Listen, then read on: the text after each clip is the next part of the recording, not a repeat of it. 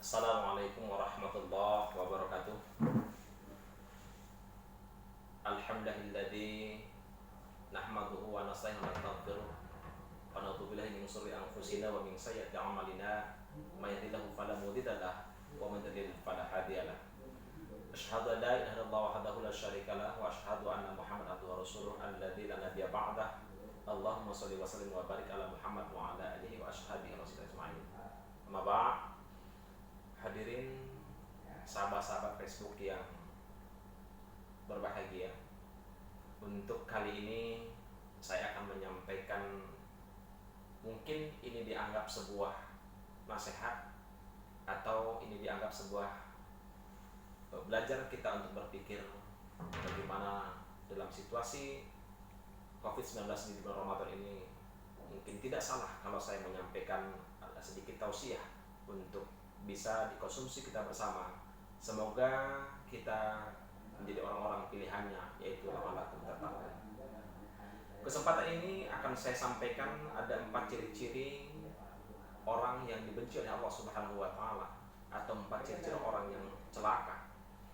Ramadan membawa kepada kita untuk termotivasi dalam melaksanakan ibadah, karena kita bersyukur pada Allah bahwa kali ini kita masih diberi kesempatan usia, masih diberikan kesempatan untuk bisa berhadapan dengan Ramadan, sehingga kita introspeksi diri untuk banyak beribadah, kemudian kita mohon ampun kepada Allah, banyak beristighfar, karena kita yakin bahwa tahun lalu kita banyak melakukan dosa, mulai terbuka mata sampai kembali mata terpejam, berapa dosa yang kita lakukan.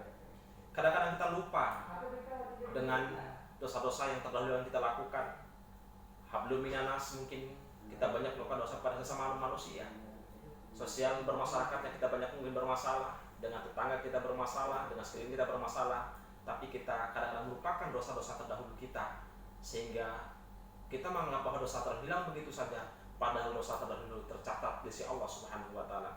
Maka salah satu adalah ciri-ciri orang yang dibenci Allah Subhanahu wa taala. Yang pertama adalah nisyanut dunubil madhiya wa hiya indallah, yaitu orang-orang yang melupakan dosa-dosa terdahulu. Dipikir dosa terdahulu hilang begitu saja, padahal dosa terdahulu itu tercatat di sisi Allah Subhanahu wa taala. Sahabat Facebook yang berbahagia, sudah berapa banyak dosa yang kita lakukan dalam selama ini kita bergaul, baik dengan keluarga kita, dengan masyarakat kita, dengan tetangga kita. Kemudian secara tidak sengaja kita mengambil hak orang lain, dengan tidak sengaja kita melakukan menyakiti orang lain, dan ini kita anggap biasa-biasa saja dalam kehidupan kita. Padahal dosa-dosa itu tetap abadi di hadapan Allah, tetap terpelihara, tetap tercatat di hadapan Allah Subhanahu wa taala. Belum sempat kita minta maaf kepada mereka, dan kita tidak tahu berapa usia kita, kapan kita akan mati, kemudian di mana kita akan mati juga kita tidak pernah tahu. Makanya mari kita saling memaafkan dalam hati yang kecil kita, walaupun kita tidak bersentuhan langsung, walaupun kita tidak bersilaturahim langsung ke rumah, tapi ikhlaskan siapapun orang yang bersalah dengan kita, siapapun orang yang mungkin menyakiti hati kita sama-sama ikhlaskan untuk sama saling memaafkan. Yang penting adalah kita tidak melupakan dosa terdahulu, karena ini menjadi acuan kita untuk memperbaiki kehidupan kita ke depan. Siapa sih manusia yang paling baik? Siapa sih manusia yang paling baik? Tidak ada. Setiap manusia pasti bersalah, setiap manusia pasti berdosa. Tapi orang yang baik adalah orang mengakui kesalahannya, sadar akan kesalahannya, dia tahu akan kesalahan, dia perbaiki kesalahannya itu, dan dia bertobat kepada Allah Subhanahu wa taala, dan dia minta maaf kepada orang-orang yang pernah kita salahi. Kemudian yang kedua, mahfuzatun wa dzikrul hasanatil madiyah wala yadri uqdatam udat. Yang kedua adalah yaitu orang yang suka menuturkan kebaikannya, orang yang suka menceritakan kebaikannya, orang yang suka dia bercerita tentang kebaikan-kebaikan, dia anggap bahwa kebaikannya itu sudah tentu barang diterima Allah Subhanahu wa taala, padahal belum tentu kebaikan juga diterima oleh Allah Subhanahu wa taala pasti. Jadi kawan-kawan Facebook yang berbahagia, kadang-kadang tanpa kita sadari bahwa selama ini kita selalu menganggap bahwa dirinya kita yang paling baik, menganggap bahwa diri kita mungkin yang paling banyak menganggap diri kita adalah orang yang mungkin selama ini paling banyak bersedekahnya, padahal terima tidak diterima bukan urusan kita, itu Allah Subhanahu wa taala. Yang terpenting adalah bagaimana kita sekarang belajar ikhlas, belajar untuk menjadikan bahwa kita ini adalah bagian dari yang lainnya. Apapun yang kita lakukan adalah merupakan kewajiban kita sebagai manusia. Apapun yang kita infakkan dibalikan kewajiban kita sebagai sama manusia dengan manusia yang lainnya. Yang penting mari kita sama-sama belajar ikhlas. Jangan suka menuturkan kebaikan kita, jangan suka menyampaikan kebaikan kita, ibadah kita, karena belum tentu ibadah kita, kebaikan kita diterima Allah Subhanahu wa taala. Karena Allah lah yang Maha tahu. Yang penting kita lakukan, mari kita sama-sama, apapun ibadah yang kita lakukan, apapun kebaikan yang kita lakukan, belajarlah kita untuk berikhlas. Belajarlah untuk senantiasa kita menjadikan bahwa diri kita ini adalah banyak kelemahan dan kekurangannya. Kemudian yang berikutnya kawan-kawan Facebook, bahwa wa nazru ila man fawqahu fid dunya, yaitu suka memandang orang masalah ini di atasnya. Kalau kita manusia yang selama ini suka melihat orang masalah dunianya, masalah ke atas, inilah yang akan menyebabkan kita susah untuk bersyukur kepada Allah. Karena kita selalu bandingkan diri kita dengan orang lain. Kadang-kadang pembandingan itu lebih cenderung kepada hal-hal yang tidak baik. Kalau kita selalu melihat orang masalah dunia ini, masalah ke atas, maka akan timbul rasa bahwa kita tidak mau bersyukur kepada Allah. Maka Allah luar biasa memberikan sesuatu yang terbaik untuk kita. Kita masih diberikan kesehatan, kesempatan, mungkin banyak rezeki Allah yang sudah kita terima. Tetapi kadang-kadang kita bandingkan diri kita dengan orang-orang lebih sukses di atas kita, sehingga kita susah untuk bersyukur kepada Allah. Kewajiban kita sebagai manusia untuk berusaha dan berikhtiar, tetapi masalah hasil Allah Subhanahu wa taala yang menentukannya. Yang penting mari sama-sama kita jangan bandingkan diri kita dengan sesuatu yang tidak baik. Kita masih bersyukur kepada Allah bahwa kita masih diberikan kesehatan, masih banyak saudara-saudara kita hari ini terbaring di rumah sakit. Kita masih bersyukur masih bisa makan 3 kali sehari. Mungkin masih banyak saudara-saudara kita juga yang mungkin di bawah kita yang tidak bisa makan, atau mereka masih kelaparan. Kita masih bersyukur kepada Allah. Kita masih punya kendaraan roda 2, roda 4 dan berikutnya. Masih banyak orang-orang yang di bawah kita yang jangankan untuk membeli kendaraan roda 2, mereka mungkin masih duduk di kursi roda untuk merasakan bagaimana sakit mereka, dan itu merupakan harus kita syukuri.